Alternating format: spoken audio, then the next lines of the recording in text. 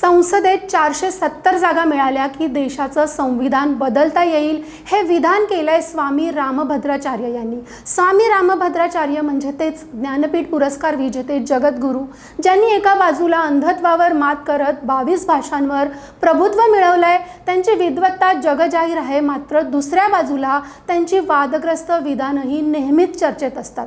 पण आता या संविधान बदलण्याबाबत त्यांनी केलेलं हे विधान केवळ वादग्रस्तच नाहीये, तर थेट भारतीय लोकशाहीच्या मुळालाच हात घालणार आहे। त्यांच्या या संभ्रम निर्माण करणाऱ्या विधानाने एक प्रश्न मात्र अनेकांना पडलाय, खरंच 470 हा आकडा गाठल्यास संविधान बदलता येऊ शकतं का? तुम्हाला आधीच सांगते, स्वामीजींचं हे 470चं जे गणित आहे ते मुळात चुकलंय। ते कसं चुकलंय ते पुढे पाहूयाच। पण संविधान बदलणं इतकं सोपं असतं का? काय आहे संविधान बदलण्याची प्रक्रिया? आणि दुसरा मुद्दा, हे वादग्रस्त वक्तव्य करणाऱ्या रामभद्राचार्यांना संविधानात नक्की काय बदलायचंय? काय आहे त्यांच्या विधानाचा अर्थ? संविधानाच्या कायदेशीर चौकटीबाबत विस्ताराने समजून घेऊयात आजच्या या व्हिडिओमधून। नमस्कार, मी आरती शिंदे आणि तुम्ही पाहताय लगाबत्ती।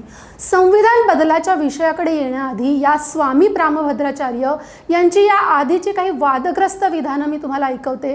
त्यांचं पहिलं विधान होतं, डॉक्टर बाबासाहेब आंबेडकरांना संस्कृतचं ज्ञान नसल्यामुळे त्यांनी मनुस्मृती जाळली। मनुस्मृती हे देशाचं पहिलं संविधान आहे।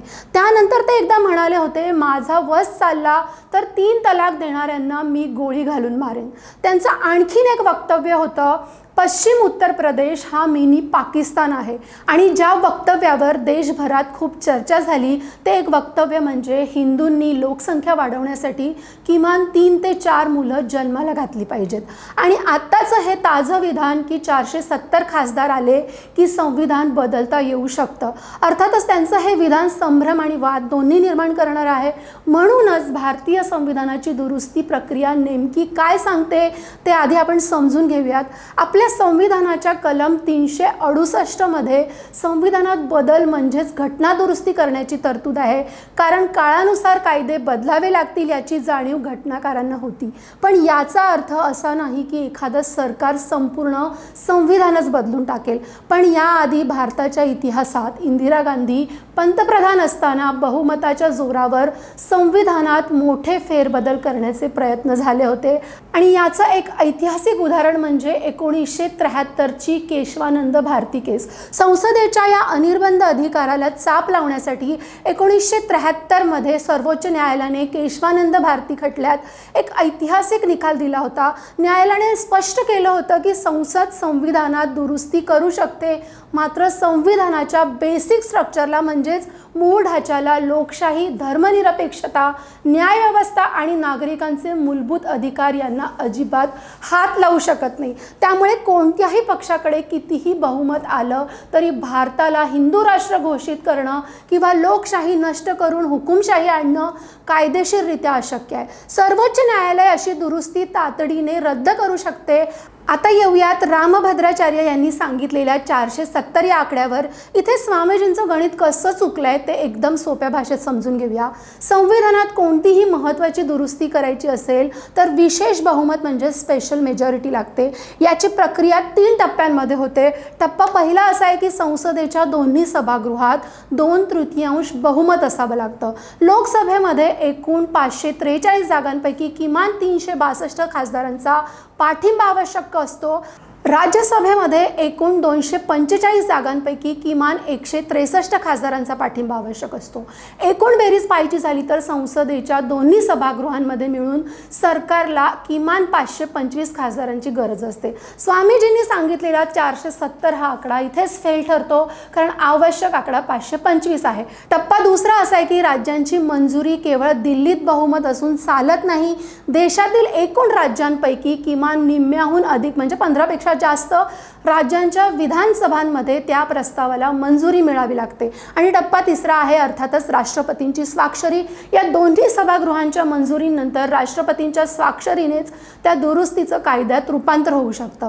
सध्याच्या राजकीय परिस्थितीत भाजप किंवा NDAकडे लोकसभेत पूर्ण बहुमत असलं तरी राज्यसभेत आणि सर्वच राज्यांमध्ये इतकं प्रचंड बहुमत मिळवणं अत्यंत कठीण आहे। नुकतंच नारी शक्ती वंदन कायदा, महिला आरक्षण किंवा इतर महत्त्वाच्या विधेयकांवरून हे स्पष्ट झालंय की सर्व पक्षांना सोबत घेतल्याशिवाय मोठ्या दुरुस्त्या सहजासहजी शक्य नाहीत। मग प्रश्न असा पडतो की संविधानात काय बदलायचं आहे हे स्पष्ट न करता स्वामीजींनी हा आकडा का फेकलाय? स्वामीजींच्या विधानाचा रोख नेमका आहे कुठे? त्यांच्या जुन्या विधानांवरून आणि विचारसरणीवरून दोन्ही गोष्टी स्पष्ट होतात। स्वामीजींनी मनुस्मृतीत देशाचं पहिलं संविधान म्हटलं होतं। मनुस्मृती हा असा ग्रंथ आहे ज्यात चातुर्वर्ण व्यवस्था म्हणजेच ब्राह्मण, क्षत्रिय, वैश्य, शूद्र आणि स्त्रियांवर अनेक बंधनं घातली गेली होती। मग स्वामीजींना आधुनिक लोकशाही संविधानाच्या जागी पुन्हा अशी जुनी व्यवस्था आणायची आहे का, असा गंभीर प्रश्न निर्माण होतो। आणि दुसरं म्हणजे धर्मनिरपेक्ष शब्दाला विरोध। संविधानाच्या प्रिएम्बलमध्ये भारताला धर्मनिरपेक्ष देश म्हटलंय। स्वामीजी आणि अनेक हिंदुत्ववादी संघटनांचा या शब्दाला आक्षेप असून भारताला कायदेशीररित्या हिंदू राष्ट्र घोषित करण्याची सुप्त इच्छा या विधानांमधून अधोरेखित होते। शेवटी एक गोष्ट स्पष्ट आहे की स्वामी रामभद्राचार्य यांचं हे विधान पूर्णपणे तर्कहीन आणि संविधानाच्या कायदेशीर चौकटीची पुरेशी माहिती न घेता केलेलं केवळ राजकीय विधान आहे। डॉक्टर बाबासाहेब आंबेडकरांनी लिहिलेलं हे संविधान आज देशाच्या 140 कोटी जनतेचं रक्षण करणारं रूल बुक आहे। काळानुसार त्यात कायदेशीर आणि अभ्यासपूर्ण बदल नक्कीच होतील, पण ते लोकशाही बळकट करण्यासाठी असतील, ती नष्ट करण्यासाठी नाही। कोणताही नेता किंवा धर्मगुरू आपल्या राजकीय फायद्यासाठी किंवा विचारसरणीसाठी हे संविधान बदलू शकत नाही। हीच भारतीय लोकशाहीची खरी ताकद आहे। या संपूर्ण मुद्द्यावर तुम्हाला काय वाटतं? स्वामीजींचं हे विधान योग्य आहे की केवळ एक पब्लिसिटी स्टंट?